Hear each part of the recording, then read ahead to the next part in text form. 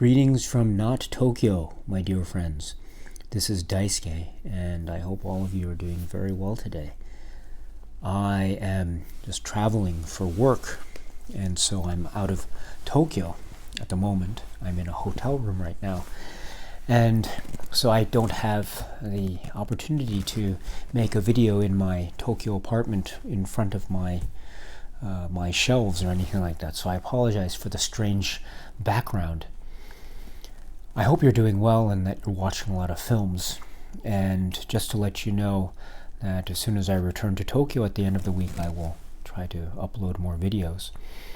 In the meantime, just wanted to let you know that while I am traveling, that doesn't mean I'm not watching any movies. So I've brought a bunch. I don't think I am able to watch everything here, but I brought this with me because I know I want to talk about it very soon, which is this Criterion Blu-ray, Christian Mungiu's 4 months, 3 weeks, and 2 days. And I will talk about this in detail, but I should let you know that if you haven't seen this film, I strongly urge you to at least consider watching it, because it is incredibly powerful, very shocking in places, very intense in places. Perhaps it might not be for everyone, and so I would suggest that perhaps if you're not into kind of intense drama, this has a lot of shocking moments in it. So if that's not your cup of tea, then I wouldn't recommend this to you. But if you're okay with very shocking moments or provocative moments in highly charged drama that is very realistic and that has a very suspenseful atmosphere, then I would strongly suggest checking this out if you haven't already. I'm not sure if it's available on the Criterion channel, but the Blu-ray has some of the greatest, some of the best supplements that I've come across in some time. And of course, Criterion has great supplements across the board with most, if not all, of its releases, I know. But these supplements in particular struck me. And I think the main reason is Christian Mungiu himself. You watch some of these supplements, you watch the interview that he gives, and you watch it's like a 40-minute interview he gives for the Criterion Collection, and he's so eloquent and he's so easy. The way he expresses himself is just so down to earth, and yet it's so filled with intelligence and great care in what he's thinking about, and is a true artist. And it's such a pleasure to listen to him speak. It's really amazing. And that's just one supplement, of course. There's also the great Cannes Film Festival press conference that he gave along with other members of the cast and crew. And it was great. It was great seeing the cast and crew there. But Christian Mungiu really holds his own in that Cannes press conference. And some of the questions that were asked, they're not all bad. Some of them were really good, but others I thought were a little bit like, that's not a good question to ask. But he handles it so well.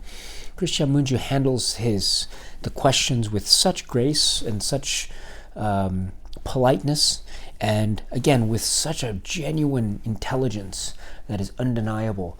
Oh my goodness, his presence is just so amazing, and it really shows not only in the way he carries himself, but obviously also in the films that he makes, and this is no exception. It's filled with questions and with great care and love for the characters, and a real searching eye, a probing eye, a curious eye to detail, to the little things that either inspire us in real life or drive us crazy in real life. And it's all coming together in this swirl, this maelstrom of intense drama, of great pressure, and of real world consequences of the highest order. And that is at once very close and intimate, and at the same time very potentially dark and foreboding. This is such a gripping film, so gripping, and I will talk about it in detail when I return to Tokyo, but in the meantime I just had to mention it because, my goodness, this is something else. So 4 months, 3 weeks, and 2 days. If you have any information, if this is available on the Criterion channel, please let me know, and I'd be really interested in receiving that information. And also, I don't know if I'll be able to watch any of these episodes, but I do have this, which is my little travel case, which I got from a 100 yen shop here in Tokyo. And so I fit in my travel DVDs. And so this is the DVDs, not DVDs, Blu-rays. These are the Blu-rays of Twin Peaks: The Return. And so I just keep them in this set because, you know, the Blu-ray set that's available for sale has the sleeves, and I don't usually like to use sleeves. So if there are usually sleeves in a release, I'll usually take the discs out and put them in these separate cases, and then that's the way it'll work. I also have this case as well, which is one half of the Hitchcock films. Remember, there's a set with the Hitchcock films on Blu-ray, and so I have this. I don't necessarily have time to watch all of the films, but I figure, I'm not sure what mood I'm in, but if I'm in the mood to watch a Hitchcock film, then it's nice to be able to have a little choice. And as I say, I don't, I did mention, I think last week, that I became an Amazon Prime member, and so I thought it might be worthwhile to watch films via Amazon Prime streaming, but I admit that I'm not quite used to watching films on streaming quite yet. That's just my own fault or foible, perhaps. It's something I need to remedy quite quickly. I'm more used to watching things on disc. I don't quite know why exactly. I know it's basically the same thing, but I'm not quite sure why. Maybe old habits die hard. And so maybe that's the case. But in any event, I do have this, and I have my portable Blu-ray player, which I bring on when I travel, and so that's what I use to watch these films. So, what was I saying? Yes. So I guess the point is that I'm just away, and so I apologize for being away, but I will be back later this week, and then hopefully I will make a video maybe about this one. I do have plans to make a video also about Dead Ringers, and also I have been meaning to catch up with my Kazuo Hara films and also the Edward Yang films. I know that's been a long time coming, so I apologize for that. And also, just to remind you that Sunday, June 2nd, 6 a.m. Japan time, I will be live streaming and talking about Good Morning, the Yasujiro Ozu film Good Morning. And so I hope to see you there. I have been getting a lot of very nice comments from people. Some people seem to be very excited about this, and so I'm very, very happy for this. Some people also have been asking me if Good Morning is a good place to start if one hasn't seen any Ozu films yet.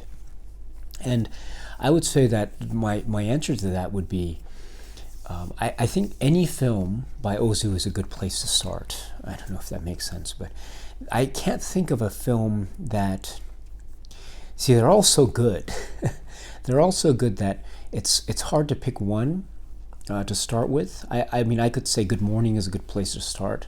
I could also say Late Spring is a good place to start. I could say Tokyo Story is a good place to start. An Autumn Afternoon even is a great place to start.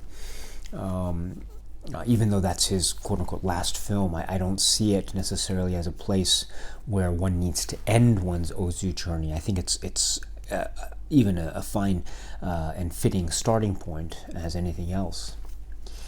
I know some people prefer to go in chronological order in terms of film releases, and I understand that, and I can completely recommend that approach as well. But if one doesn't necessarily feel the need to go in chronological order, I could say Equinox Flower, I could say even say Good Morning. And so I think Good Morning is a good place to start if you're new to Ozu. Even if you're not new to Ozu, Good Morning is such a fun and fun film.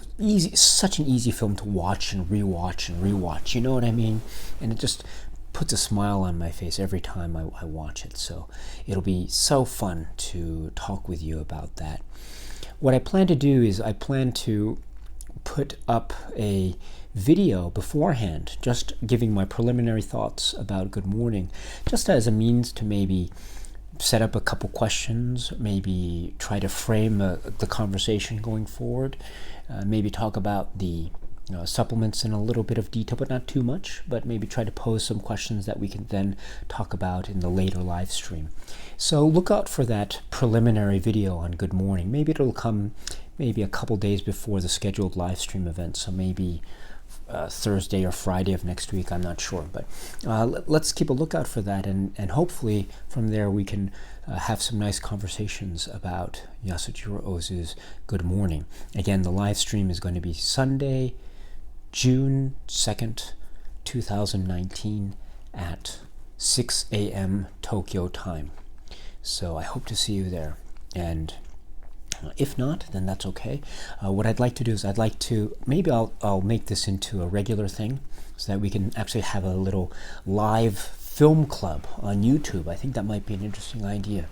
And what I'd like to do is maybe going forward, maybe instead of me necessarily recommending the films all the time, what I'd like to do also is maybe after Good Morning, maybe think about hearing what films you want to talk about, and maybe we can figure out a way that we can all share ideas, and maybe we can share our own tastes and likes and dislikes, and maybe we can hear from other people who have different interests, and from people who have other different interests, and then that can all turn into hopefully what can be a long-running and regularly scheduled film club on YouTube that's live. So that might be an interesting thing, and we can talk about Criterion films or non-Criterion films or whatever. There are so many films that I'd love to talk about in this film club, which was really exciting. I was talking with our dear friend Luke at Razor Wire Reviews the other day, and it was randomly set off about the Before trilogy, Before Sunrise, Before Sunset, and Before Midnight, and I thought that would be such a great set of films to talk about in a live stream film club format. That would be so great. Also, Picnic at Hanging Rock, I'd love to talk about that one live. Or Mulholland Drive, I'd love to talk about that one live. There's one that I'd love to talk about, Symbiocytotoxoplasm. I'd love to talk about that film with you. I don't know if that film's available on the Criterion Channel. If it is, that would be so great. Or the Following, the Christopher Nolan film, talk about that one live. That would be great. That's in the Criterion Collection as well. Or there's so many. I could just go on and on and on, I suppose, about films that we'd love to talk about on the sort of the film club. But that's just a general preliminary idea that I have in my head. So hopefully it'll work out, and then we can go forward with that. And of course, I'm always open to suggestion and comments. So if you have any ideas as to how we might be able to improve this format going forward, I'd love to hear about them. Again, I have no preconceived notion as to what exactly is going to turn out how, and so I'm just as